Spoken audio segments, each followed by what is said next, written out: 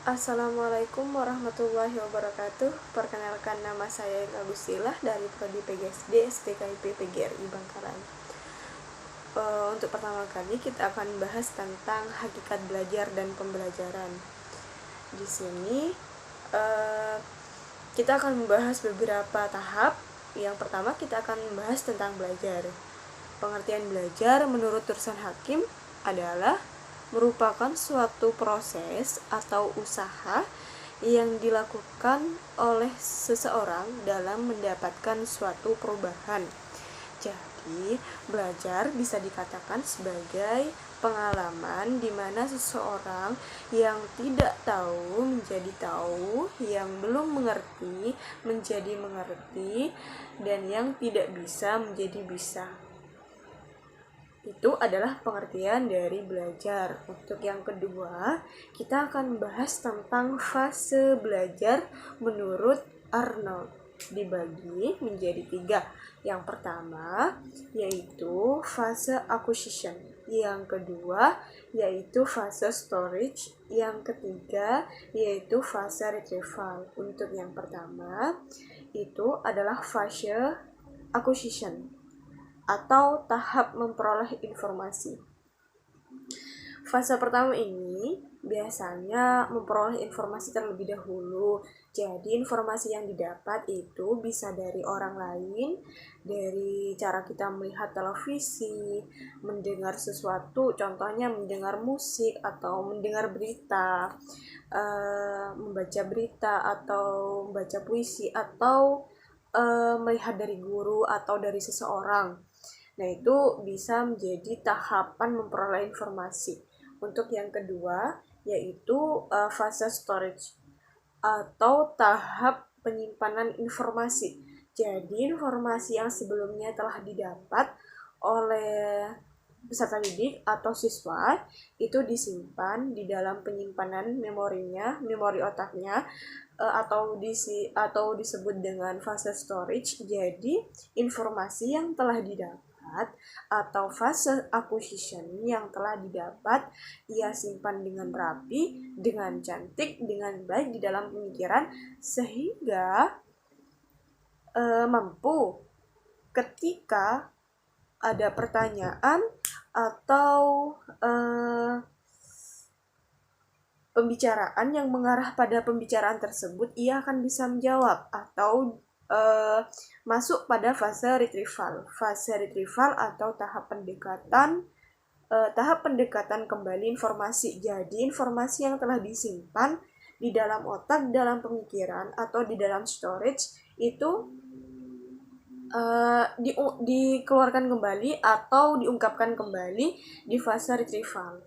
Jadi contohnya anak kecil atau anak yang baru belajar akan belajar beberapa macam warna. Contohnya warna hijau, warna biru, kuning, pink, merah muda, atau orange. Nah, jadi di situ dari informasi yang ia dapat, entah itu dari orang lain, atau ibu, atau guru, atau ayah, disimpan dengan baik di dalam otaknya, sehingga ketika timbul pertanyaan atau informasi yang mengarah pada yang ia pernah dapat di dalam pemikirannya, sehingga mereka mampu menjawab atau mengeluarkan informasi yang pernah didapat sebelumnya. Dan juga kita akan membahas tentang ciri-ciri belajar. Ciri-ciri belajar dibagi menjadi 5. Yang pertama, ciri-ciri belajar yang pertama yaitu apapun yang dipelajari siswa ialah yang harus belajar, bukan orang lain. Nah, terkadang peserta didik itu susah diajari, namun atau nggak bisa-bisa gitu dipelajari, udah diajari, udah ditelateni, tapi ia tidak bisa-bisa, sehingga guru atau ibu itu lelah atau menyerah untuk mengajari peserta didik tersebut. Jadi endingnya itu ibu guru atau mama di rumah itu akan menyerah dengan kata-kata ya udah sini tak kerjakan, atau sini ibu atau mama yang mengerjakan, sehingga peserta didik tidak mempunyai kesempatan untuk belajar sendiri. Maka dari situ, siswa atau peserta didik tidak mempunyai keberanian atas pemikirannya sendiri karena ia sering dibantu, karena ia sering dianggap tidak bisa, makanya peserta didik atau anak itu berkecil hati. Untuk yang kedua, yaitu setiap siswa belajar sesuai dengan tingkat kemampuannya. Nah, ini ya Bunda, ini ya Ibu, yang harus diperhatikan bahwa belajar harus sesuai dengan potensi anak atau potensi peserta didik. Sehingga setiap peserta didik mampu mencapai keoptimalisasinya. Jadikan setiap anak memiliki tingkat atau memiliki keoptimalan masing-masing dan berbeda, tidak bisa dipukul sama rata. Untuk yang ketiga, siswa akan dapat belajar dengan baik bila mendapat penguatan secara langsung setiap langkah proses belajarnya.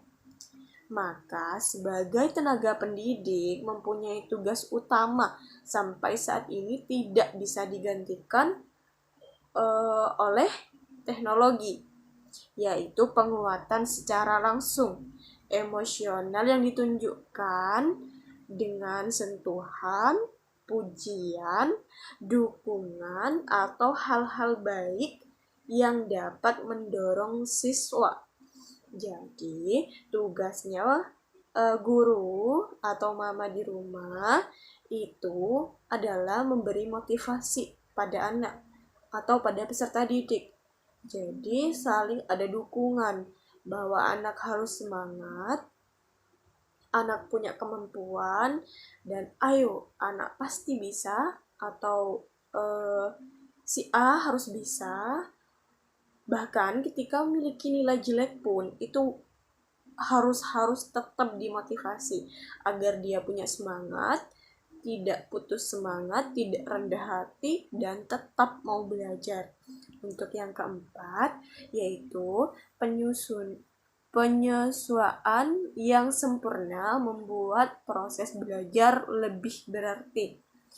Jadi, ketika anak didik atau siswa mencapai penguasaan yang sempurna, maka telah mencapai proses pembelajaran yang sampai atau mencapai, maka proses belajarnya akan semakin berarti, lebih akan terasa bermakna dan berarti dalam belajarnya, sehingga bisa cerita pengalaman belajarnya fase tertinggi belajar sehingga ketika ia bisa menerapkan.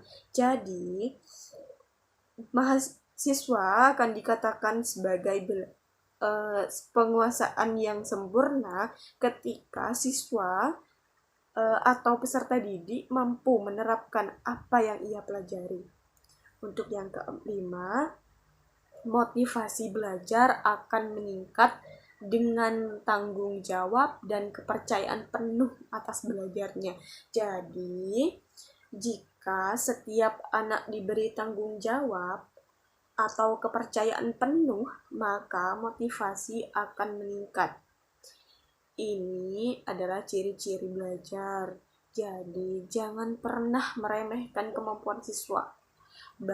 Berikan ruang agar mereka dapat menuangkan isi pemikirannya, ingin mengekspresikan isi pemikirannya, dan memberi kebebasan untuk mereka berekspresi sesuai dengan kemampuan mereka. Jangan pernah merendahkan kualitas siswa atau peserta didik. Untuk selanjutnya, yang kita akan bahas yaitu domain hasil belajar. Domain hasil belajar dibagi menjadi 3. Yang pertama, kognitif, yang kedua, afektif, dan yang ketiga, psikomotor. Kita akan bahas satu persatu, dimulai dari kognitif. Kognitif dibagi menjadi 6. kita sebutnya sebagai C1, C2, dan seterusnya sampai C6. Jadi untuk yang pertama itu kognitif, yaitu kawasan yang berkaitan dengan aspek intelektual. Secara logis itu bisa diukur dengan pemikiran, logika, nalar, atau pemikiran. Level kognitif dibagi menjadi 6. Yang pertama yaitu pengetahuan. Dari pengetahuan kita cukup tahu. Yang kedua, pemahaman. Oh, saya sudah tahu dan sekarang saya sudah paham. Untuk yang ketiga, itu penetapan. Oh, saya tahu. Oh, saya paham dan saya bisa menerapkan itu. Yang keempat atau C4 atau kognitif 4 yaitu menguraikan atau menganalisis.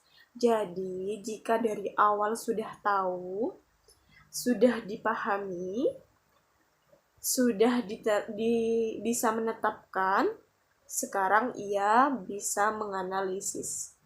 Yang kelima atau C5, evaluasi. Jika sudah menganalisis, maka naik lagi menjadi pengevaluasian. Untuk C6 atau kognitif 6, yaitu kreasi atau menciptakan. Jadi ini adalah level domain kognitif dari C1 sampai C6. Ini adalah tingkat atau level tertinggi. Setelah semuanya tercapai, itu tandanya ia sudah mencapai level tertinggi. Untuk yang kedua, kita akan bahas tentang afektif. Afektif aspeknya yang berhubungan dengan perasaan, minat, sikap, kepatuhan, kemudian terhadap moral dan sebagainya. Jadi lebih mengarah pada perasaan dan sebagainya. Afektif terdiri dari 5, yaitu 1. Penerimaan, 2. Sambutan, 3. Penilaian, 4. Pengorganisasian, yang kelima karakteristik.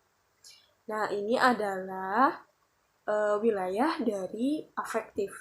Yang ketiga, psikomotor. Kawasan atau area yang berhubungan dengan keterampilan yang melibatkan sistem otot dan saraf.